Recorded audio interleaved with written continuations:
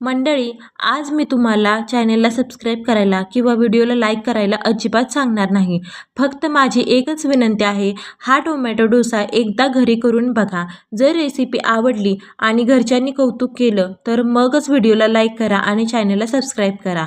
सगळ्यात आधी मिक्सरच्या भांड्यामध्ये मी 2 वाटी रवा घेतलाय, 2 मोठे टोमॅटो घेतलेत, अर्धी वाटी दही घेतले, 3 लाल मिरच्या घेतल्यात, 5 ते 6 लसूण पाकळ्या घेतल्यात, 1 इंच आलं आणि 1 चमचा जिरे घालून घेतले. आता यामध्ये पाणी घालून छान स्मूथ बॅटर तयार करून घेतले आणि 5 मिनटं बाजूला ठेवले. मला जवळजवळ यासाठी 2 वाटी पाणी लागले. त्यानंतर आता चवीनुसार मीठ आणि थोडा इनो फ्रूट सॉल्ट घालून घेतलाय. इनो घातल्यानंतर आपण लगेच हे डोसे तयार करून घेणार आहोत. तुम्ही याऐवजी सोडा टाकला तरीही चालेल. आता लगेच गरम तव्यावरती डोसे तयार करून घेतलेत.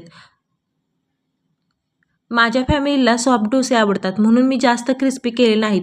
पण तुम्हाला कुरकुरीत डोसे आवडत असतील तर अजून थोडा वेळ स्लो गॅसवरती भाजा. हा टोमॅटो डोसा काकडीच्या चटणीसोबत खूपच मस्त लागतो.